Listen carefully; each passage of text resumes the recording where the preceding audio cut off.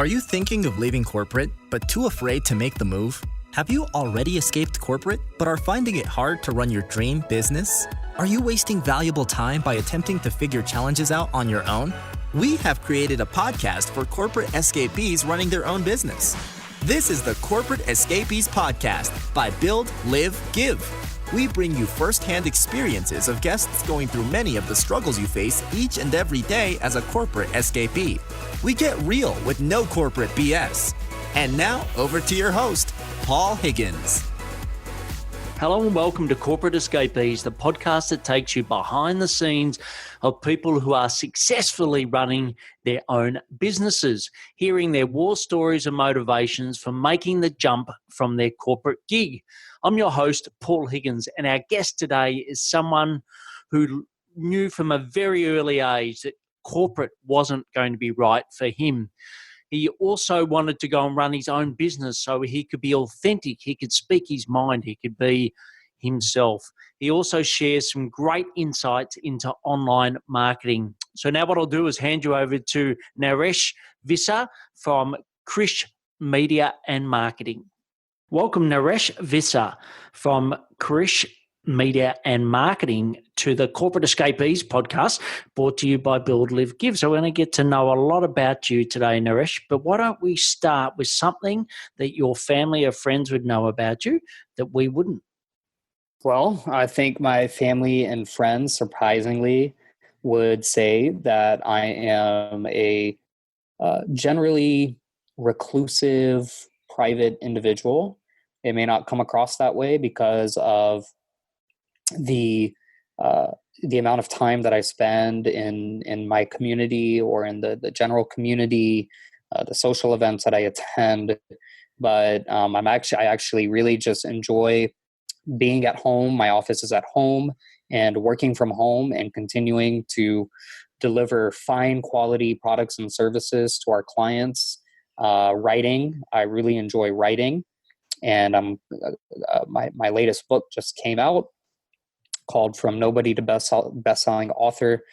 That's my fifth book, I believe, to date. So yeah, I'm actually a very kind of somewhat reclusive to myself type of person. Right. And would you therefore say you're a bit more of an introvert than an extrovert? Well, the reason why I said people would be surprised about this is because a lot of people think I'm an extrovert and they think I'm very social and an extrovert. But I think I'm somewhere in the middle, to be honest. Part of the reason why I'm so productive is because I like being alone and secluded and to focus on my stuff and not be distracted by other people. But at the same time, I guess there's part of my brain that wants to get out and not just stay at home all day, and get out and meet people and hang out and have a good time. Excellent, excellent. And have you got any tips for someone that may be like you that, you know, have a balance of the two, which I think is great, but certainly in a social occasion, are there any particular things you do when you're a group or when you're in front of a group that helps you feel more at ease? Are you talking about specific, when you say more at ease, like what can you be a little more specific? Well, I suppose, like you said, your natural thing is to be reclusive and keep to yourself. When someone asks you in an environment about questions that are personal, etc., how do you handle that in a group environment? Well, I can tell you what I do personally, and this comes back to, I think, confidence and belief in oneself and spirituality. That is just telling the truth, speaking one's mind. With me, as you'll see on this show, I believe in just telling it like it is. Don't hold anything back. I think being genuine and coming across as genuine and honest, it can certainly burn some bridges, but over the long haul, it'll do you more good and gain you more respect. And just being honest and upfront with my clients over the last 6 years, or coming up on 6 years that Krish Media and Marketing has been around, I think that's gone a lot farther than the actual services that we provide. It's just the idea of not trying to rip people off, being honest, apologizing when we screw up. It really just goes a long way. So for people who are in my shoes, just be yourself, be honest, Don't be afraid to speak your mind. Yeah, you're going to rub some people the wrong way, but that's life. We live in a very big world with many, many people. Great. And I think that's really refreshing. Do you tell clients within the first meeting, etc., that that's the way you will behave and the way you do behave, or do you let that happen by observation?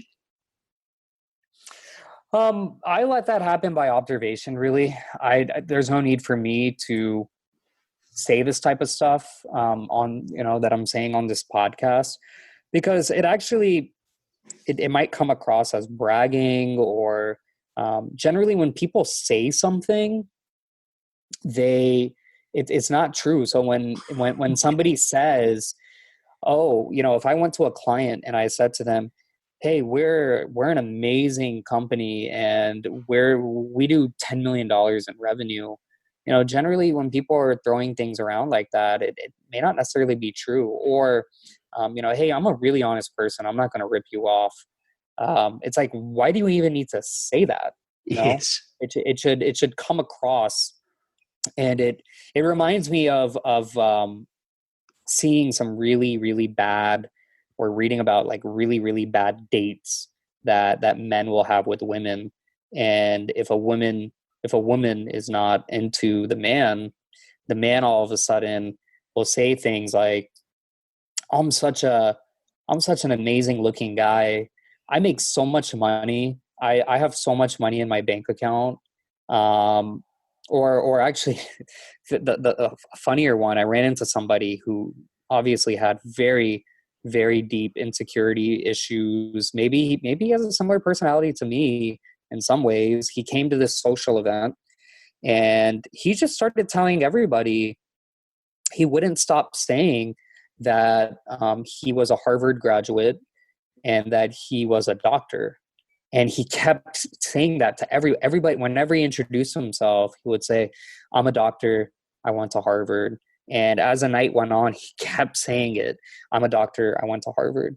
So at the end of that night, I was driving home and I said, you know what? It's just weird to keep saying something like that. Let me actually, I want to do some research on this guy. And it turned out that he was not a practicing doctor and he did not have a degree from Harvard. So that's what I mean by saying stuff. Somebody who is a doctor doesn't need to go around telling people that they're a doctor. It kind of comes across in how they work, their body language, what they say, what they do.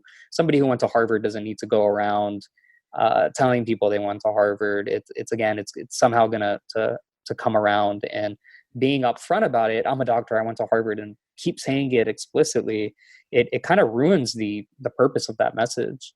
So yeah, I don't recommend that if you're in business that you go to your clients and you just start lying or convincing yourself of something and telling them something. It's just not real or genuine, and that hurts. That's going to hurt your business. It's going to hurt the trust level. It's going to hurt you in a lot of different ways. Yeah, and unfortunately, it's so prolific on social media these days that it's so easy to do that. Now, I know you had a fan. Oh, sorry, you go. Well, you bring up a really, really good point about social media. And social media, the way that these algorithms have been created, they've done a great job. Mark Zuckerberg at Facebook and Instagram and Twitter, the guys there, they've done a really, really good job of essentially creating echo chambers. And these are, echoes that people want to hear themselves. And so not only that, but these social media, they're almost like therapeutic outlets for people to let loose.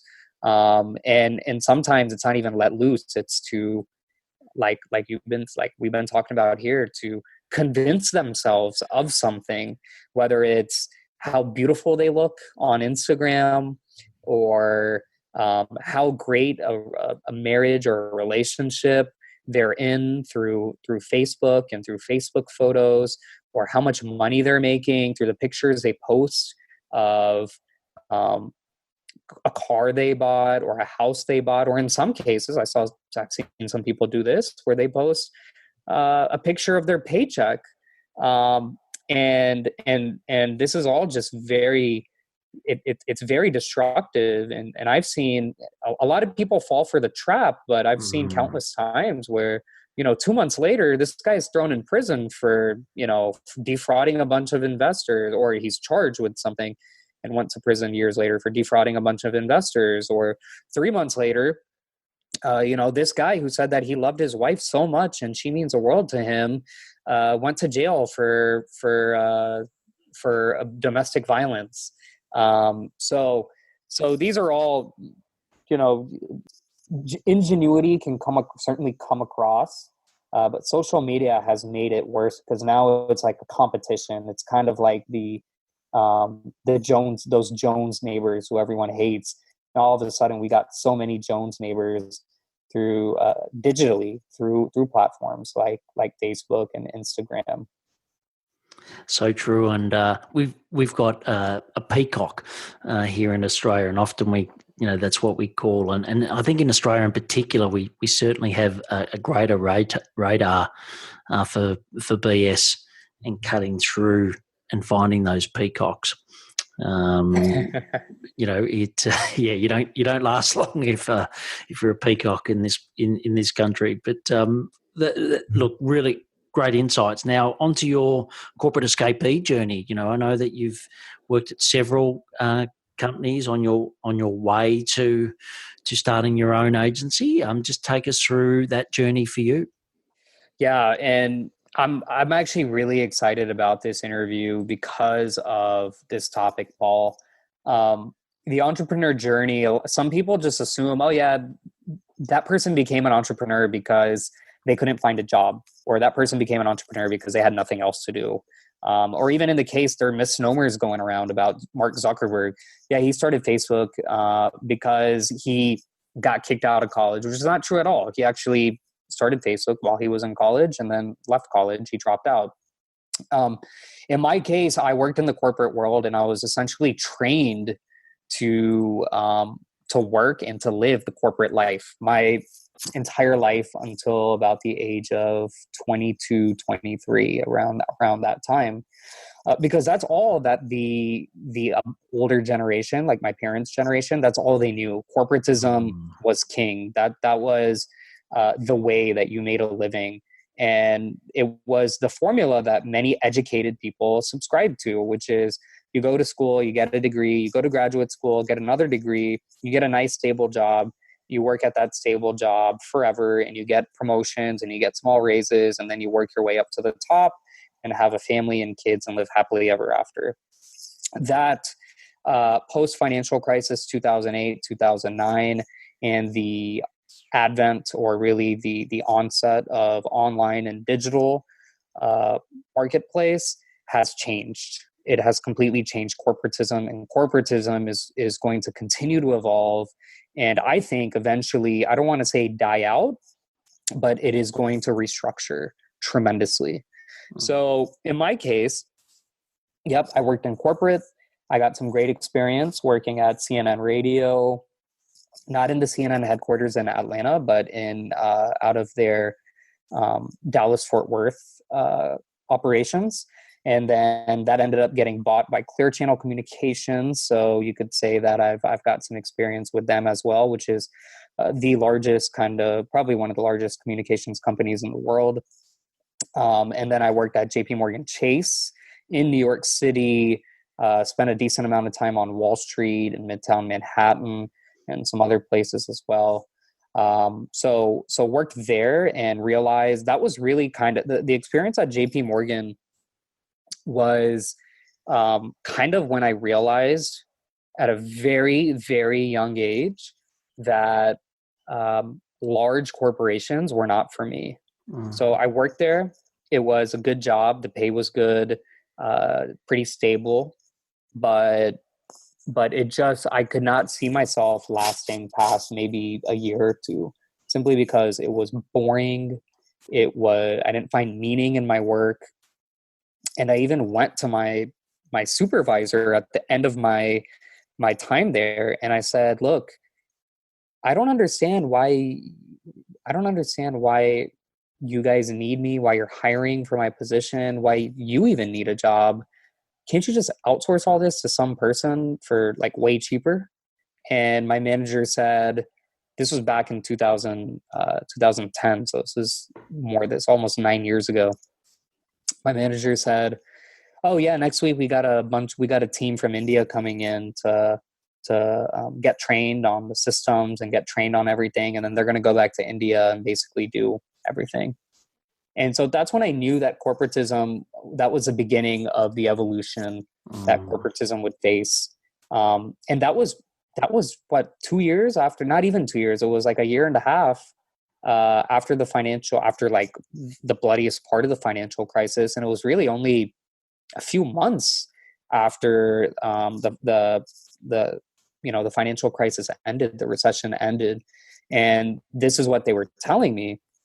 So I had no interest in that type of working at such a large, huge company at the time. They had close to 200,000 worldwide employees. So I was one of 200,000. On my floor, there were hundreds of people. People just kept to themselves. No one really found meaning in their work. It was just a job. They had been there for many, many years. They had survived downturns, recessions. And so when I went to graduate school, and I thought, you know what? Let's try to work at a different industry. So get away from financial analysis, which is what I was doing, and get into something that's a little more dynamic. I think even if it's at a big company, it'll be better. So I got interested in management consulting.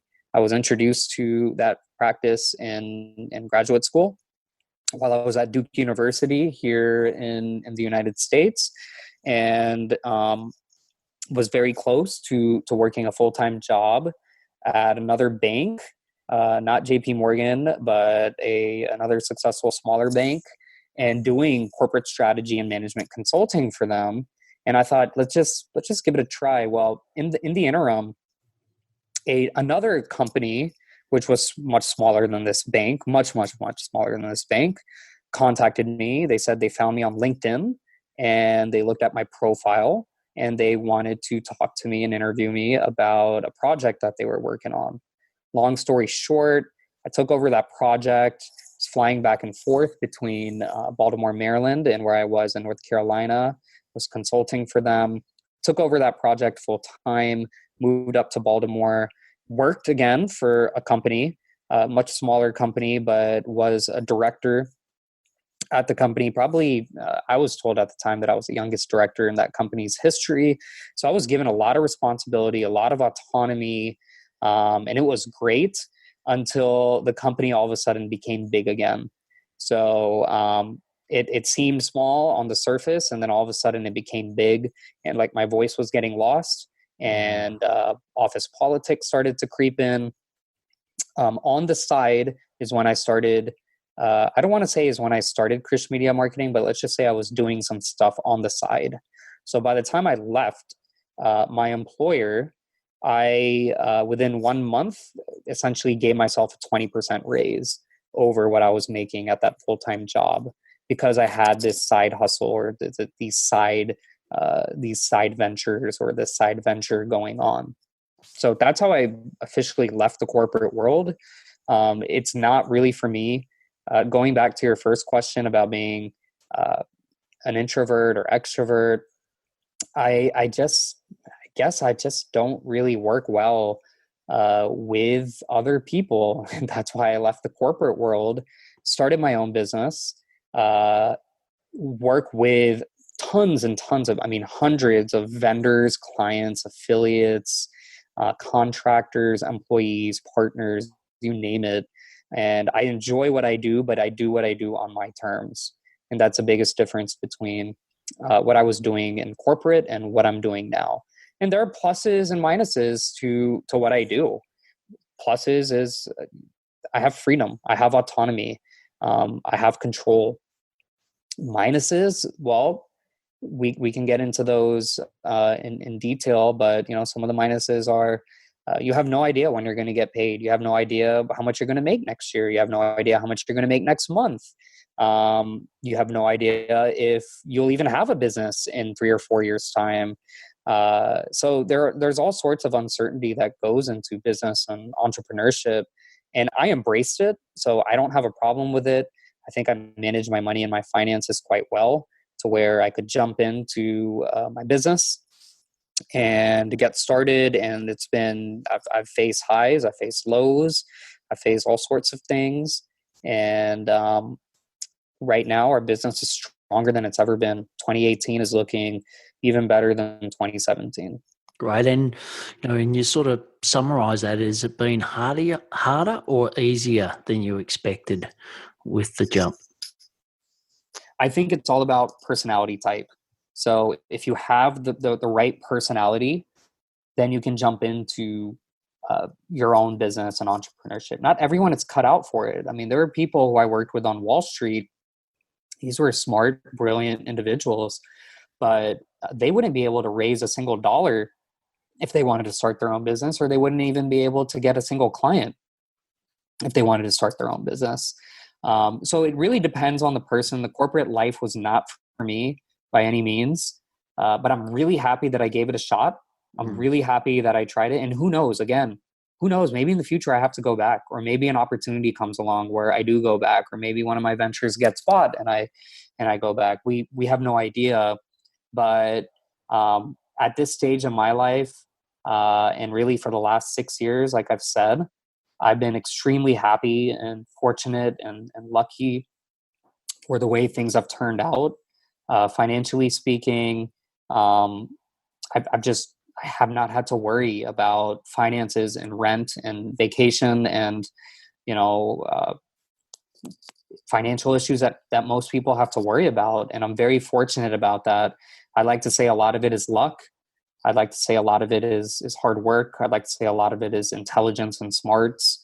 It's probably a mix of all three of those things. And I only hope that those three things continue to improve as I move forward. Great. And other than the accommodation you just talked about, is there any particular people that you've turned to for help during the journey of running your own business? Well, the business that I started was really one of a kind at its time. There weren't too many people I could turn to for help. The people who I could turn to for help were essentially my competitors. So I had to do a lot of it on my own. I would say the people who did help me were essentially my first clients. These are people who gave me a chance before I had any contractors or employees. They gave me a chance because they believed in what I did. They maybe worked with me before in a similar capacity when I was working in corporate, or we somehow crossed paths when I was working in corporate. So those are the people who I'm really thankful for, because when it comes to business, it's almost like there's a multiplier effect. So in my case, that one client turned into 2 clients, which turned into 3 clients, which turned into today, this year alone, close to 18 different clients.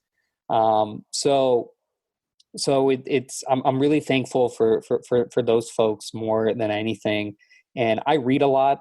When you say if I turn to anybody, I turn to some books, some ebooks, some newsletters on business, on mindset, on the law of attraction, on entrepreneurship, on spirituality. I turn to these guides, and it's not just books, but also podcasts like your podcast. I turned there, I made notes, I listened, I improved myself, I stole ideas. And I say I steal ideas because I think good artists borrow. I think great artists steal. And by stealing, I'm not saying go in and copy Facebook. I'm saying you go in and you actually steal the idea and you turn it into your own. It's actually completely legal. It's not plagiarism. And in the case of business, it's certainly not plagiarism at all, because what you create is going to end up being completely different from what you stole. But that's what I mean by stealing ideas. Certainly worked well for Steve Jobs. So the next section we'll move on to is the build section, which is a great way of taking us to what you do today. So at Krish Media and Marketing, when someone says, "What do you do, Naresh?" How do you answer that? I run an online business solutions provider. It is a digital technology and e-commerce agency. So then I tell people, krishmediamarketing.com, you can see everything that we do, because there's so many services that we offer. And people start listing off, oh, do you do search engine optimization? Yep. Do you do online marketing? Yep. That's very broad. But do you do podcasting? Yes. Do you publish ebooks? Yes. Do you do copywriting? Yes. Do you do email marketing? Yes. Do you do web design, web development? Yes, we do all of that. And I have a team of folks that are spread out around the world, and we've been able to sustain ourselves all these years. Great. And what's something about your area of expertise around online marketing that that many others listening right now wouldn't know?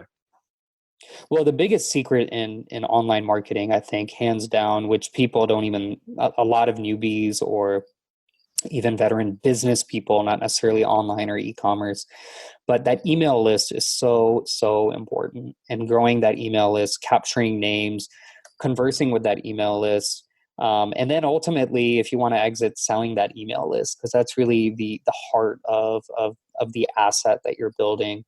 That is incredibly, incredibly important. And the opening chapter of my book, 50 Shades of Marketing, not the opening chapter, but I think it's chapter 2 or something. It's very early on in the book, and it's all about email marketing. And email marketing is a form of direct marketing that will get you tremendous ROI, more ROI than any other channel that you'll get from online, digital, or physical brick and mortar. Yeah, and I know that a lot of people are building their assets, and a lot of people in our community are building, I suppose, their tribes on platforms like LinkedIn. So any tips on how people can, build that tribe on LinkedIn, but then get them across into their own list? Oh, yeah, absolutely. So the first thing is most people don't know that you can actually export all your LinkedIn contacts and their email addresses onto a spreadsheet. So it's a process. It's like a 6-7 step process, but you can actually go into your LinkedIn and just Google, export LinkedIn contacts to Excel, and you can export all those. I think I have some 2,000 plus connections. And when I export it, now I have access to all their email addresses. And these are essentially people who, it's LinkedIn. These are people who you professionally know, people who you work with, who you have worked with. So that's one way to instantly build a list of leads or of individuals that you can contact. LinkedIn has turned into a publishing platform. So it initially was a business networking site, and it has evolved into a publishing platform. Now you have authors and writers posting content, video content, print content, articles about certain business related topics. Anybody with a LinkedIn profile can become a content producer. So I highly recommend that folks, if they have stuff to share with the world, if they're good writers, then go right ahead and start publishing on LinkedIn. Include some hashtags and talk about subjects that are trending, and you'll be amazed if the work is good and incredibly worthwhile. Then it has a very high chance of going viral or of picking up followers that you can then export. Great. And, there's some excellent tips here. What are some of the things that you see people going about things the long way when it comes to online? The long way or the wrong way? The long way. So, you've given some good shortcuts. What are some other things that you see people spending all this time and effort on, but it doesn't really get them a result? Yeah. So what I told you is the crux of direct marketing. People go the long way and the wrong way when they put in all this work into a blog or a website, and they don't even have an email list. They're not even capturing the traffic that they're getting. Social media is another thing. So many people spend so much time posting on Facebook and Twitter and LinkedIn and all these social media. And it's like, what's the goal here? Is the goal to get 1,000 likes? Well, what are you going to do with those likes? How are you going to sell your products? What's the point in doing all this? Or should you do the direct marketing way of actually targeting individuals and selling ads and selling products through those ads or generating leads through those ads, which is way more effective than organically pumping out content through Facebook or Twitter or the other social media. So people need to think deeper than the surface level and look at, what is the end goal here? What am I trying to accomplish? Am I trying to sell a product? Am I trying to get people to attend a conference? Like, what is the end goal? And then based on that, they tailor the strategy. And it's been proven time and time again that social media is social. It's not business. People don't go on Facebook to buy widgets. They go to Amazon to buy their stuff. People don't go to Twitter to buy stuff. They go on Twitter to read the news. So it's important that people think things through in all facets of life, not just business. I mean, there's so many problems that are right in front of us, and people don't think things through. They look at the surface level only, and they don't look at the deeper, bigger picture.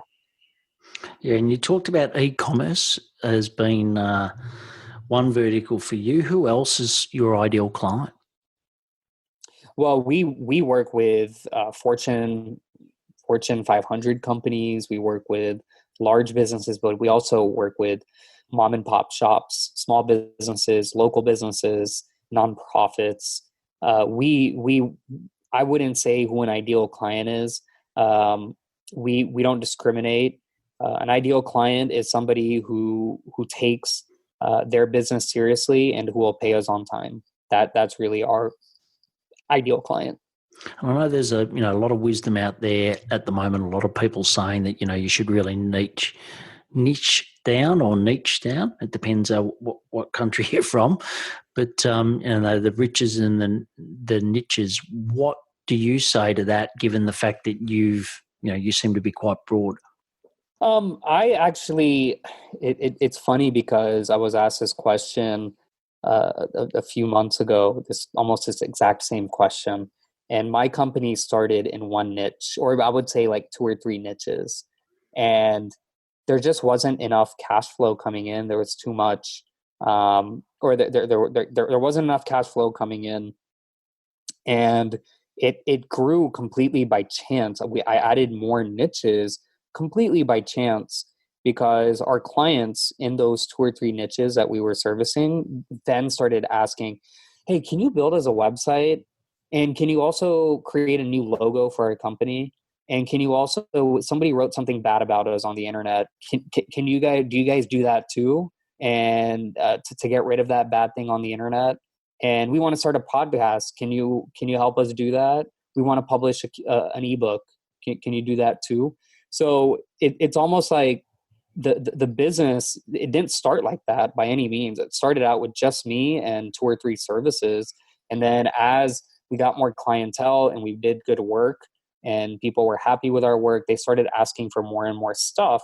And that's when I went out and hired more people and started offering more services. And it became it was not an agency. Christian Media Marketing was not an agency 5 years ago, 4 years ago, even 3 years ago.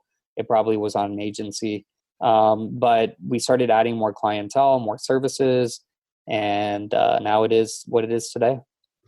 Great. And what do you think it's going to look like in 3 years? If you forward 3 years, what's Chris Media and Marketing look like?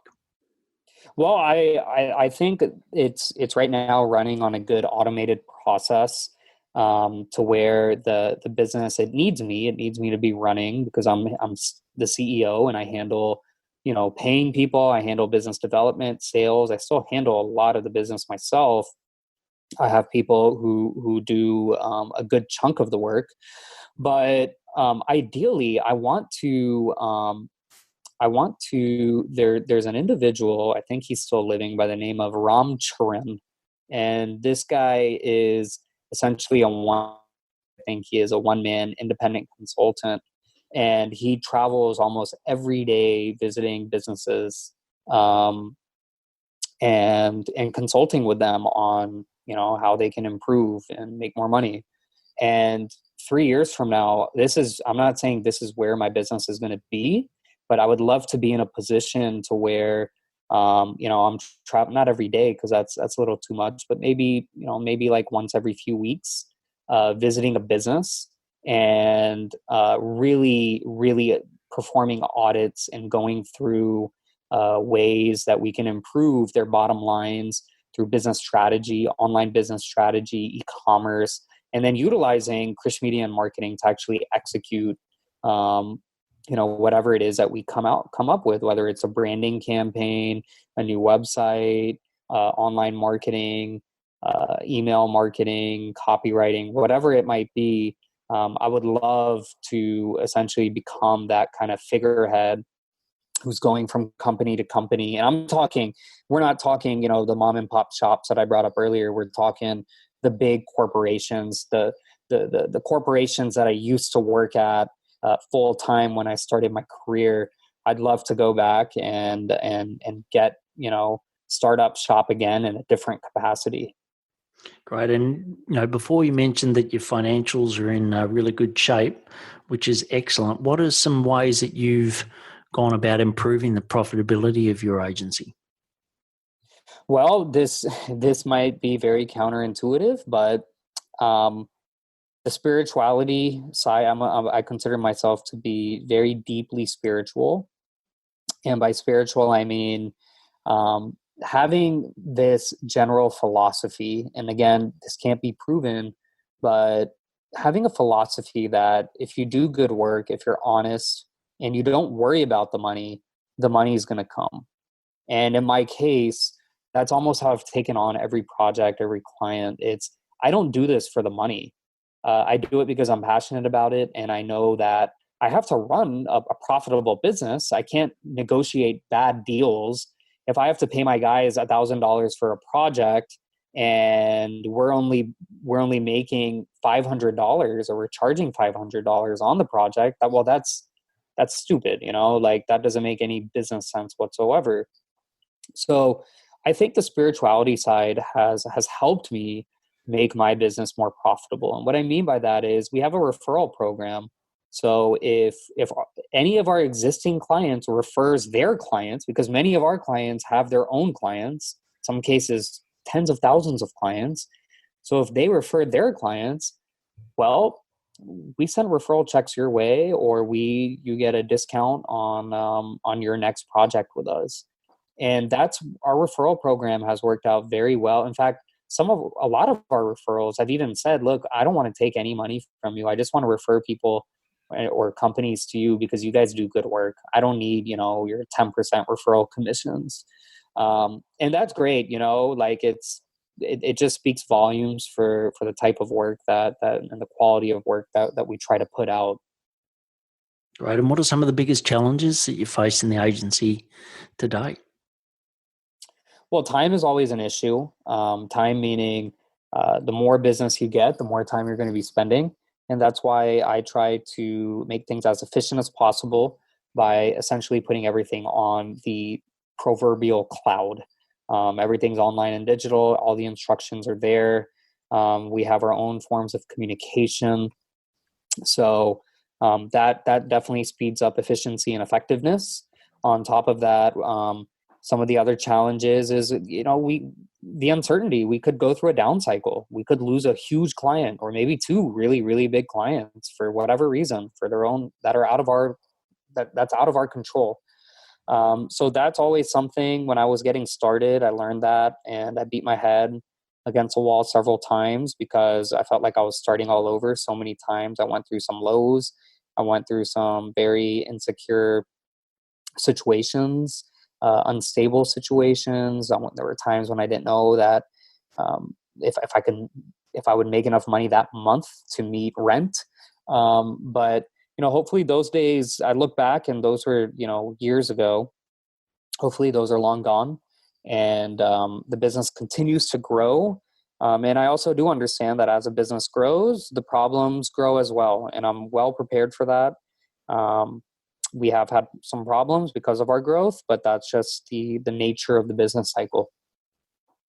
Excellent. Well, before we go into the next section, I'd like to mention our weekly video tips to help corporate escapees, just like Naresh, to rapidly grow, you can subscribe to our YouTube channel at Build, Live, Give. So the next section is the live section. So what's some daily habits that help you to be successful, Naresh? Yeah, this is incredibly, I love talking about this topic because it's part spirituality, it's part just holistic health, but mentally, physically, spiritually, emotionally, Stephen Covey talks about these four areas of our lives in his book, The 7 Habits of Highly Effective People. I think these are 4 of his 7 habits. And to me, they're all connected to each other. They're all connected, and you need to be strong in all 4 facets. And so that's why sleep. People ask me, how are you able to write all these books and run this business and be a partner in another business and do your community work and social stuff? And really, I think there are 2 keys. Number 1 is I have flexibility in where I work. So I don't have to get in a car and drive to an office. I can work from home. I'm not wasting 2 hours a day in a car. Number 2 is sleep. I try to get at least 8 hours of sleep every night. Sleep is so, so important. Even if I sleep late. So let's say I sleep, many times I work into the wee hours of the night, 3:30 a.m., 4 a.m. And if I can get 8 solid hours of sleep, I can wake up refreshed. Even if I do start my day later, I'm a night owl. And I have actually found that this is just me. I have no data or evidence to back this up, but I have found that afternoon meetings, especially Friday afternoon meetings at like 4:30 p.m. Eastern time or 4 p.m. Eastern time, when everybody else is tired, especially in a negotiation, you hold that leg up. You hold leverage. You're refreshed. You woke up later. You got the 8 hours of sleep. Everybody else is looking forward to the weekend, and it's easier to get them to say yes to something. So sleep, and then also the ability to work from anywhere. Mobility is, I think, 2 huge secrets to the day-to-day. But then I would say both of them save you time. So when you're not tired, you're able to be more productive and focus. And then when you don't have to be in a car for 2 hours a day, you're able to spend that time doing other things like playing tennis, playing basketball, going to the gym, playing volleyball, which is all, I do all this stuff. And physically, the physical experience, at least for me, it helps me mentally and emotionally and spiritually. Like I said, all these 4 are connected to each other.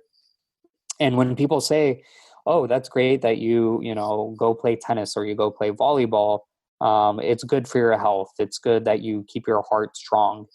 Well, my response is it's not just the physical aspect and the health benefits, but it also helps me in my business. It helps me stay focused. It helps me stay disciplined. So I do that in when it comes to physical activity, spiritual activity. I'm not saying that you have to be religious. I happen to be probably more religious than your average person that you come across.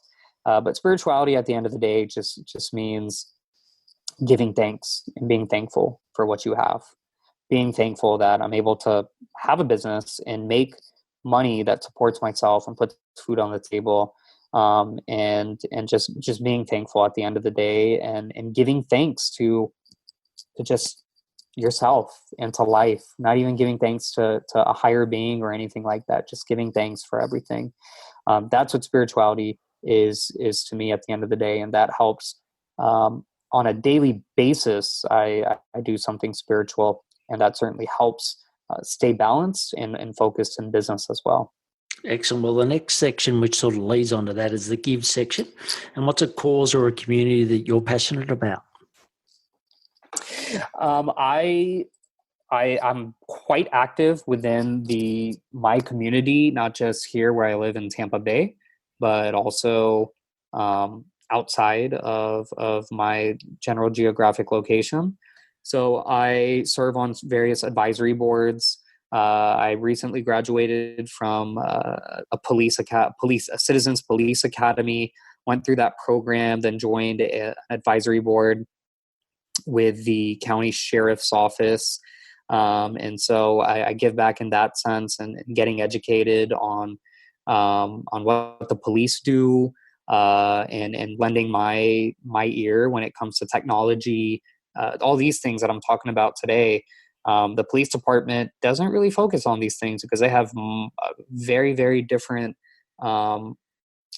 initiatives to worry about and focus on. So I lend a helping hand. I lend another voice when it comes to technology, e-commerce. I'm involved once in a while in some other decisions when it comes to the police. I'm involved within the community. I'm on the advisory council for the mayor of Tampa Bay. I went through a program, got certified, and probably not going to be on that council much longer because the mayor's term is ending soon. But that's certainly been a great experience. I'm on the board of various organizations, including my alma mater local groups here in Tampa Bay, a Chamber of Commerce group, an executive there. And then I give back, frequently donate if friends ask, hey, can you donate to this cause or this project? Usually I don't think twice. I'll donate something to it. And frequently on an annual basis, I donate to an organization called Akshaya Patra in India, which is an organization that provides meals to people who can't afford to eat. Kids who can't eat at schools in India, and they just do a great job. Just a world-class organization.